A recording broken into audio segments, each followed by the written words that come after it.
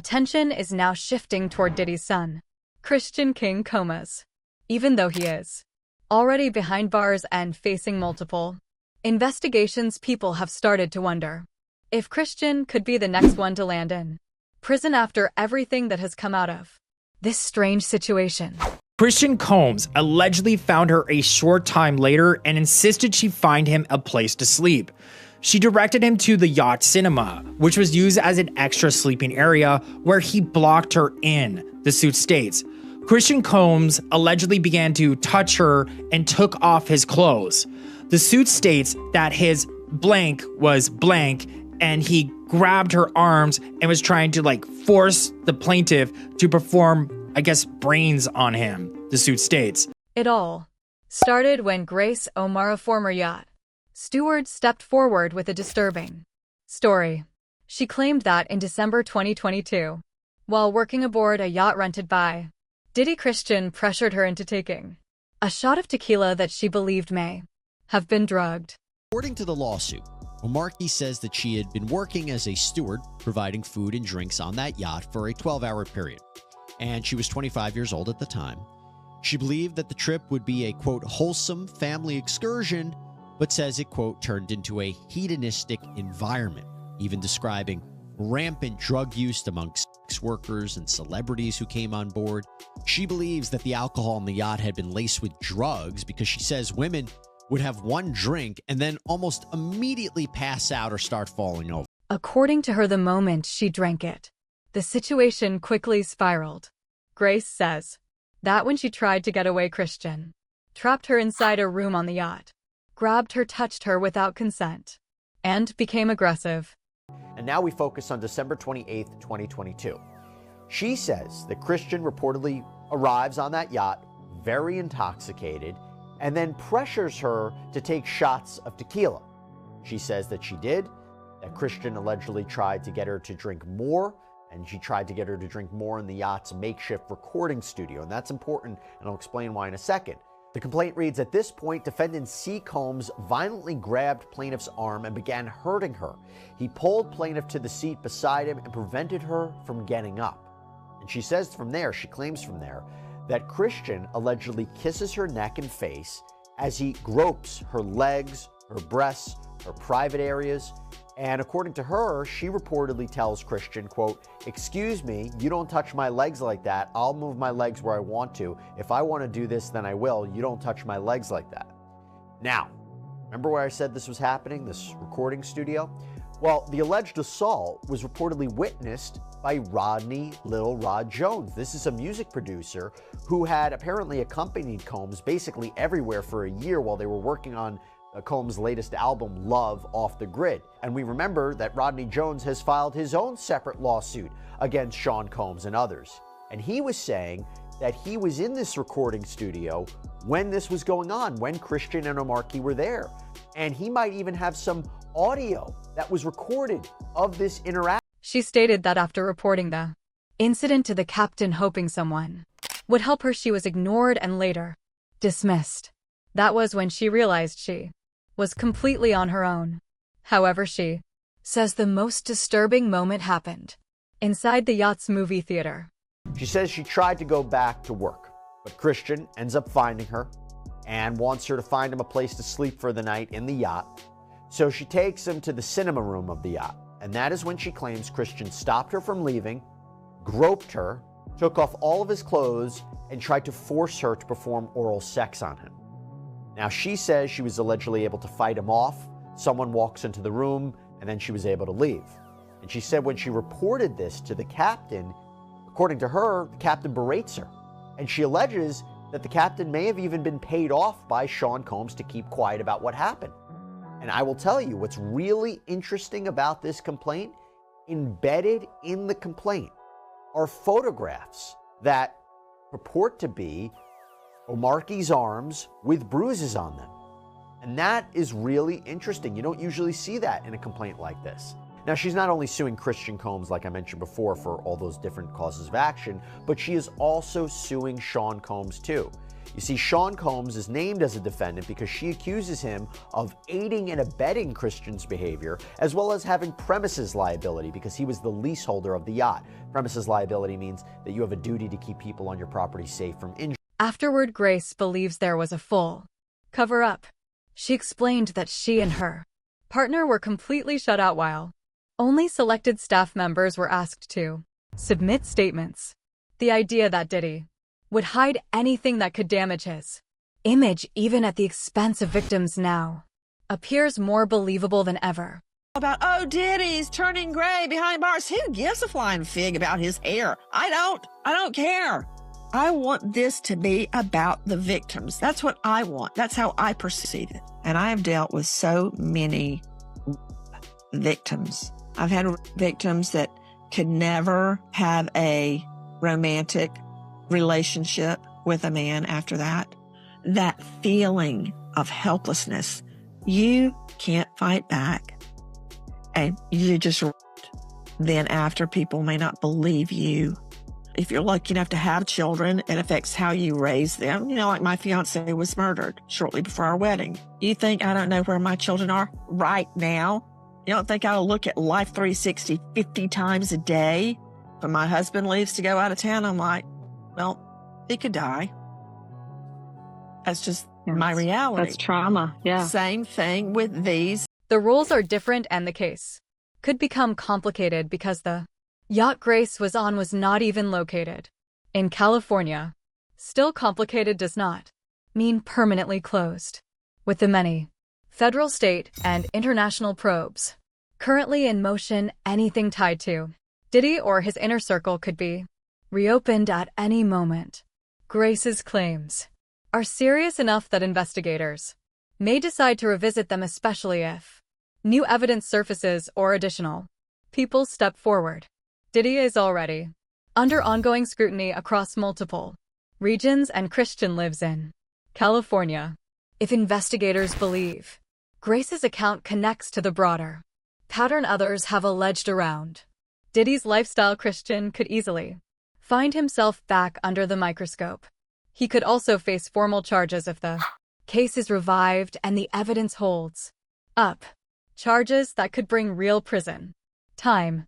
What makes this worse for Christian Combs is the perception that he shares a troubling history of behavior with his father.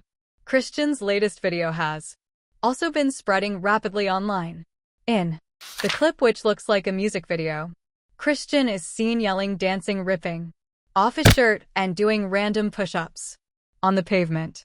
He is moving around like he just won the Super Bowl, celebrating his father's legal wins on several charges. The defense, meanwhile, argued the women were willing participants in fulfilling Combs' sexual desires and that all the encounters we heard about in this trial were consensual. And there you see, after the verdict, Diddy's family celebrating on the streets in New York City, doing push-ups on the sidewalk while others danced. They said a few words exclusively to ABC. Gene Deal was clearly unimpressed. That's some clown shit. King Clown. That's some real clown shit. Man, listen to me, man. Let me just tell you something, bro. And this is real talk. He's still going to jail. You happy because he didn't get the RICO and the racketeering, so he gets to keep his money. He gets to keep his inheritance. He gets to keep all the shit that they stole over the years from other people. That's why he happy. Him and Puff wasn't that tight. They used to go at it. People close by would tell that story. Yeah, that's still his father. But you and I both know that extra shit right out there, come on, man. Outside the court, the judge might give him extra time for this and his antics. Puff not coming home, bro. And you gotta realize, at 50-something years old, he'll come out to get his Social Security or better. How old is he? Born in 69? We like 54, 55, something like that. He'll come out and get his Social Security. He had to do 85% of his time. That right there, King Kong or Christian, acting like that in front of the courts, in front of everybody. They be taking these judges back information, the officers, they got people around there looking at that. There were victims in this case, bruh. The conversation then went deeper. He said Christian never had to struggle for anything. He grew up wealthy, spoiled, and constantly trying to present himself as a mob-style figure despite never living that kind of reality. But when do you grow up, man, and be who you really are? Because you ain't no gangster. You don't know what a gangster is. You a prankster. You a prankster, son. Stop that. I think when the people heard the mixtape and they called him out on it, and they was checking him and they was trying to check him, but they lost, bruh. They don't have no guidance. The dude who's supposed to be doing, I don't know if he's security, whatever like that. Man, what the fuck is you doing out here like this? He gets on the ground and start doing push-ups up with him. Bruh, for real? Man, put your shirt on and get your ass back in that damn car. Stop acting like you stupid. Act like you got some sense. That's when they making the dollar make them, bruh. The dollar is making them. What you happy about? You gotta realize they know his daddy's still going to jail. They happy because they feel like the government doesn't have a right to mess with nobody's assets at this time. The verdict on the RICO, non and void. Nothing. Racketeering, nothing. And I guess it was some kind of, what was the other charge? Sex or something like that? Not sex. They got the sex charges, but the RICO, the racketeering, and the kidnapping. The kidnapping, coercion, kidnapping, all this like that. All that was non-void. It went nowhere. It went nowhere. But you still partying? Your dad about to do some time. Then another clip surfaced. King was trying to persuade his girlfriend to twerk for the camera this time. Even though she clearly disapproved, King kept pushing forward with his attempts to show off. Jean likely felt like she was watching the rise of a young Diddy all over again.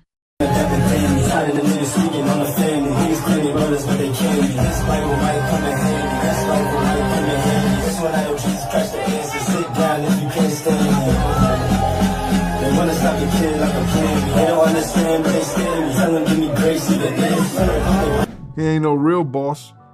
He ain't no real king. He could make her earn her keep.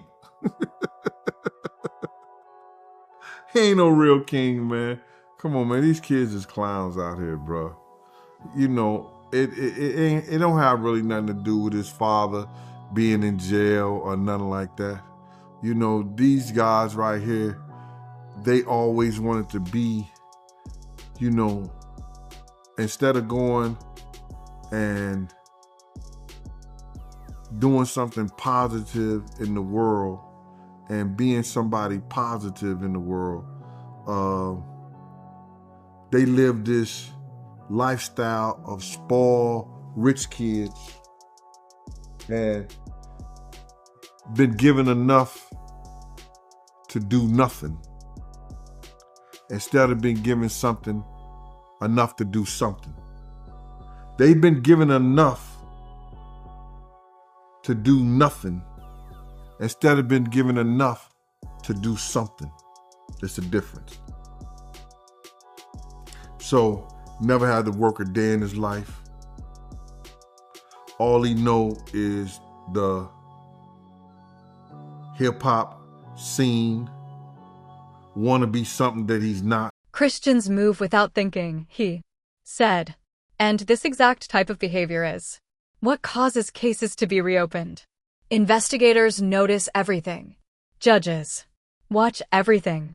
Prosecutors monitor everything, and they document it when they hear someone bragging, intimidating witnesses, threatening others in lyrics, or partying outside the courthouse. Gene finished his rant by saying he no longer even cared.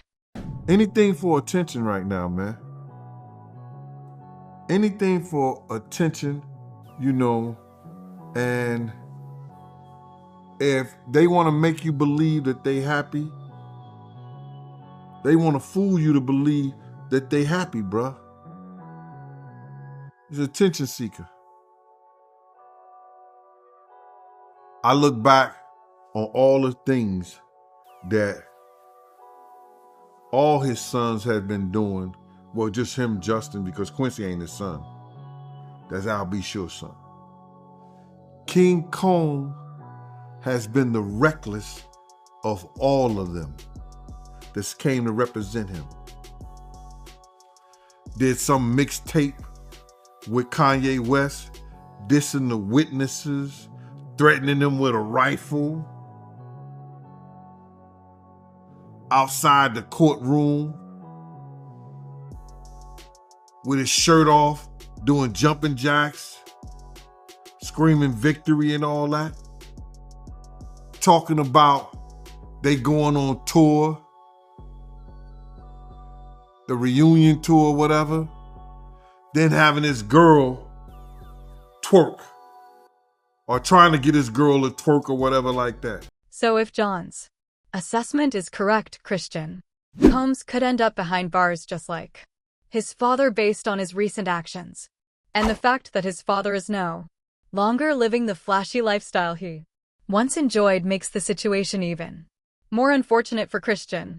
Diddy is just a working class stiff while he's at Fort Dix. So when you're at a prison and somebody says, you read any good books lately, Diddy is the answer. He's the guy to go to because we got video of him at Fort Dix reporting for work in the library where he is making recommendations and handing out different movies and books for his fellow inmates. I'm really fascinated just by the library itself. But you're seeing him here. This is him reporting to work, taking off his jacket, taking off his scarf, and settling in for a day on the job. It looks like a public school library. Yeah.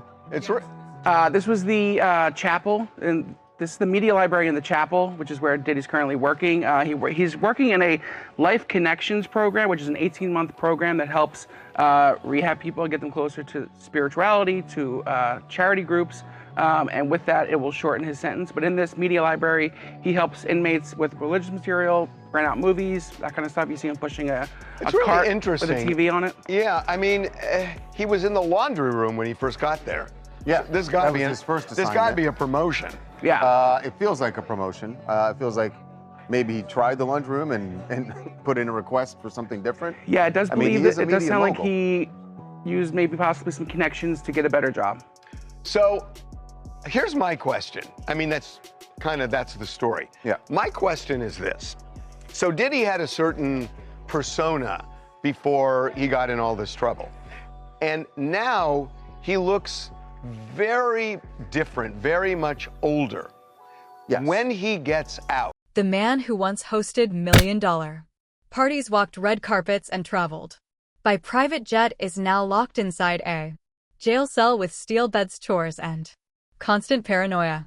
It is a dramatic fall for someone who was once estimated to be worth around $1 billion. When Diddy was hit with serious charges such as sex trafficking, racketeering, and running a criminal enterprise in September 2024, everything collapsed. He was placed in Brooklyn's Metropolitan Detention Center, which is often considered one of the worst facilities in the country. Instead of mansions and assistance, this is how harsh reality can become. We have the video tonight of a jail fight that ended with a guard being taken to the hospital. It happened earlier this month at the Metropolitan Detention Center You can see a group of inmates gathered in the day room when inmates begin to fight. When the camera moves back, some inmates start scattering as others continue to fight. Guards rush in to try to break up the fight. That night, our cameras caught one of the guards being loaded up into an ambulance. Here that video is. Video later shows a line of inmates all in handcuffs against the wall. No word on if any of them were charged or what kind of injuries the guard had. Conditions inside. MDC reportedly worsened quickly. He was said to have refused the prison meals because he believed the food had been tampered with. He looked fearful and on edge, unable to sleep, and convinced he was being targeted. People around him even claimed that at one point he held a knife to his own throat. There was an incident that we first learned about 2 weeks ago during Diddy's sentencing hearing, and he said, I was sleeping in my bed in the prison. It's a federal detention facility in Brooklyn called MDC Brooklyn, and there are federal inmates who are in many cases waiting for their trial as well. And Diddy claimed that somebody held a knife to his throat. He woke up and this guy basically had him and he had the knife, and Diddy was at this person's mercy. Now, it's unclear what exactly happened from there. Was there a guard that came in? Did Diddy somehow fight this person off? Well, it seems unlikely that happened. Or did the person just leave? Bottom line, this guy, at least according to people close to Diddy and Diddy himself, could have hurt him badly or even taken his life.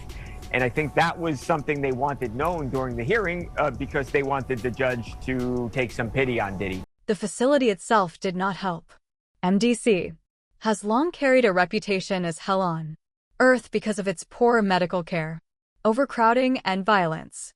His lawyers eventually managed to have him moved to FCI Fort Dix in New Jersey. While it is less chaotic than MDC, it is still a prison. No extras, no special privileges, no bending the rules. He now sleeps on a steel bed with a thin mattress, a daily reminder of how far he has fallen. Instead of a large bedroom with staff, there are also constant chores to complete. Reports say he has been tasked with cleaning and organizing the facility's laundry. It is a harsh wake-up call for someone who once relied on stylists and assistants to now spend hours in a loud, hot laundry room. Yet, the paranoia has not gone away despite the transfer. He still struggles to trust people. Many believed he was afraid to accept food inside the prison, and the tension remains high even though he is currently housed separately from the general population in a special unit. Although Diddy has survived so far, many believe he may never fully recover from this ordeal by the time his sentence is over. Them type of cells are built to mentally destroy you. Mentally, not physically, mentally. Yeah. They're not mentally, they mean they're to mentally destroy. And guess what? When people make things for you, they gonna do their job. You smoke weed, you gonna get high. You get put in that solitary, you gonna lose your mind. Yeah. Yeah, that's what it's there for. It's there to break you, to stop you. Oh, you wanna act up? Well, put him in there. Yeah, nigga, all the money, you know what PC Diddy think? You know, he gotta come down to what we call a real reality check. You gotta come back down to earth, homie. You never left. You just been so high up there, you thought you was in heaven. But that's below earth. I'm in prison like hell, though. Like, shit. It's just one step away. Yeah. Mama said you end up dead or in the grave. Well, which one is it, mama?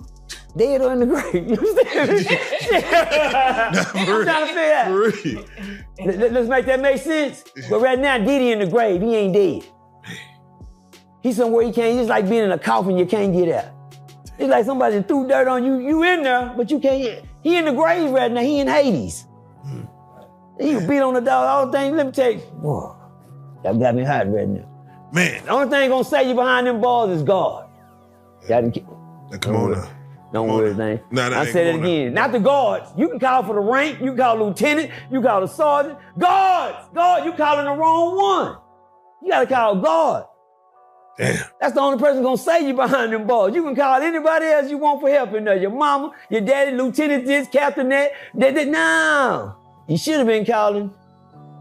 You know. He once tried to keep himself busy.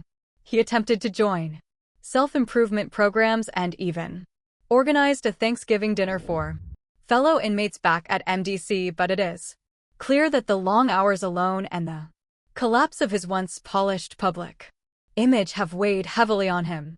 50 Cent has since released a documentary focused on Diddy's alleged crimes. Person as well, and there was one instance in Harlem, and his reaction when those people went away. Got in his car and said, I feel like I need to wash, like I'm dirt. That was, it show you his character. Was that the reason for including it? Yeah, I mean, and what's the odds that you would do that in front of a camera? Like that's one of the moments where he forgot he was on tape. How do you respond to people who say that it's more about the disdain that you have for Sean Combs than it is for giving the victims a platform? What they consider a pre-existing beef, right, for 20 years, right, is me being uncomfortable with him suggesting that he takes me shopping, or I looked at it like it was like a tester, like maybe you'll come play with me, type of thing, right? And it's not personal. I think it's important to also let people know that the show is not completely the perspectives of people that did not like Sean. We weren't trying to just get the highlights, the salacious details, you know, that the real goal was to storytell. And not everyone needed to have an allegation to be a part of this project. The 4-part series also features 2 jurors from Combs' trial who are speaking for the first time about how they reached their mixed verdict, finding Combs guilty of 2 prostitution offenses, but clear of racketeering and sex trafficking charges, both sharing their thoughts on the relationship between Combs and singer Cassie. Juror 75 describing them as 2 people in love, and Juror 160 saying in part, domestic violence wasn't one of the charges. Federal records suggest that Diddy could be released as early as June 4th, 2028. Even that depends on good behavior and completion of required programs, neither of which can greatly reduce his sentence. Until then, he remains on the same strict schedule at Fort Dix. Do you think his son Christian will choose to follow the same path? Share your thoughts in the comments below.